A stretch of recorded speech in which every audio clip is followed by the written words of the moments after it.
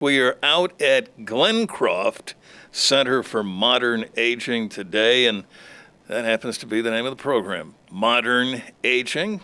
As always, good to be here. Today we have Ross and Lish with us. I keep saying it sounds like an FM morning show. We'll take it. Yes, we will. We'll roll with it. That's good. Absolutely. But give them a moment and they will put FM morning shows to shame. Lish Vasquez, the Senior Dining Director at Glencroft, and Ross Higgins, the Senior Director of Campus Life. And I got to tell you, the thing that comes to mind, and I've interviewed you folks before, but the operative word is fun. Yeah. You guys are involved in creating fun at Glencroft. I think yes, and think about how many people out there, when they hear senior living in any context, okay? I have always thought gross hospital bed, senior adult in a bad nightgown playing the horrible game of bingo or something, drooling on themselves. So not only is it we create fun, but I got news for you. We navigate so far away from that. Talk about a negative guiding light. That's a negative guiding light because that is nothing that we ever want to be a part of anything that we do here. And it's the gas in the gas tank to make it different, to make it better, day in and day out. And yeah, fun. Let me pose this question to you because I think there's a lot of stuff in this life. We're talking now about a lot about AI, but the thing about AI is people are still driven by that thing that sits on the top of their neck, known as their head or their brain, and that's where it would seem to me that what you're doing here puts people in a different place. Is that fair to say? Well, yeah, I think so. I mean, what we like to do is you got to understand your audience, a word that you know, understand your audience, and then you got to build a bridge to that spot so that when we design recreational activities, we kind of have to look at the audience and figure out, okay, so what is their sweet spot? What did they really lock in on back in the day that when we present that now, they're like, oh yeah, that was fun then, so it's now fun as the same thing. When she creates menus and stuff, she could do all kind of modern smash ups that's really popular in culture today. Pointless, because why? You've really got to build that bridge to their sweet spot, and then when you do, and you do it consistently, I think that's where you get this kind of program that we currently have. Well, people are social beings, and when you think about college or high school, during the course of the year, they have a lot of events to bring people together, and bringing people together, it's to socialize, but it's also to enjoy something different that isn't there every day, but it's there now. Now, a lot of this is tied to food. That you will never have a senior prom without a dinner. Absolutely not. And so, food is a very big part of this. Now, you're coming off of your Castaway Cove. Can I call it a promotion? You can call it whatever you want to. It's a crazy week of pirate adventures is what it is. So tell me more about that. What did people experience, and what was the curriculum? Castaway Cove, our campus is first of all divided in a sense north versus south, the north being the Buccaneers and the southern side as the Scallywags.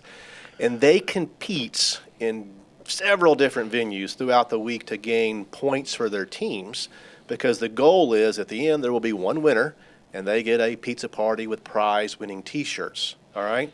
Does it sound like a teenager thing? Yes, it does. Do they respond to it? Yes, they do. And they take all of those competitions very serious. They pick up wooden coins all week that have a pirate face stamped on it. We call them doubloons. And they put them in their treasure chest day in and day out to add up those points.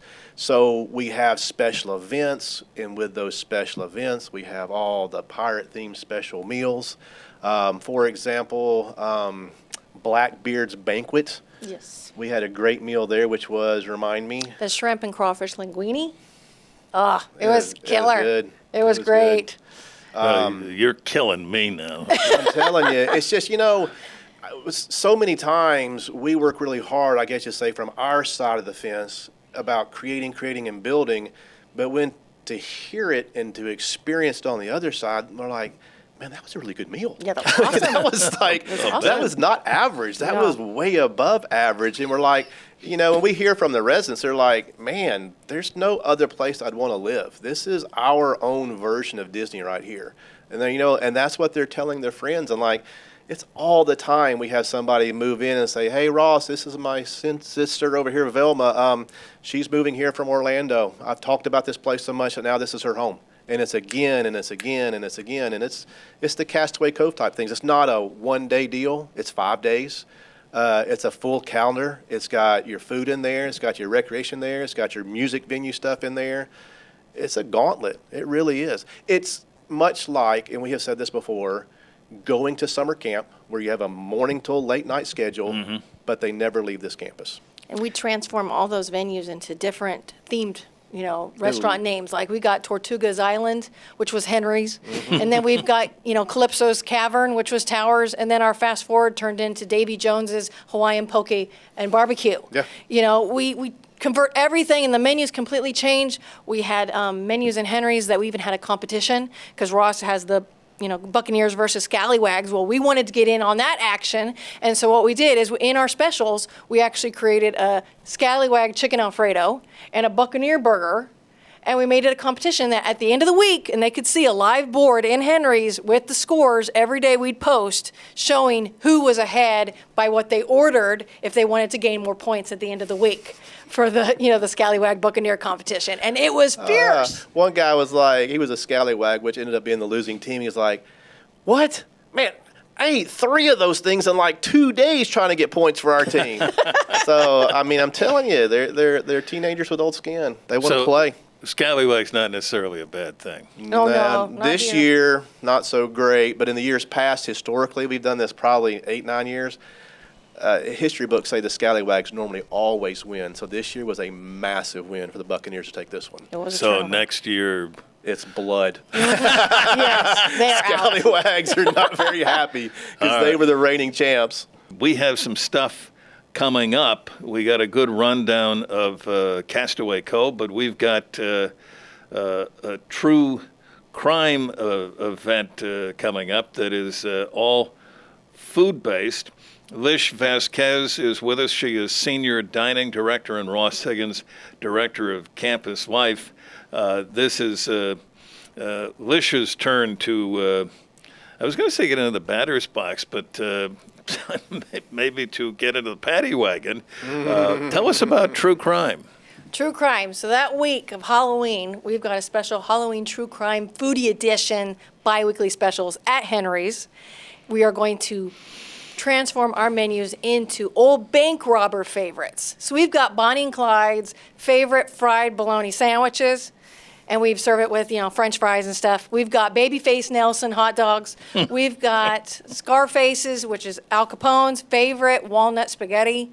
We've also got Pretty Boy Floyd. We've got spare ribs going on. So we have a whole week full of all these foods based off these criminal bank robber favorites all week long.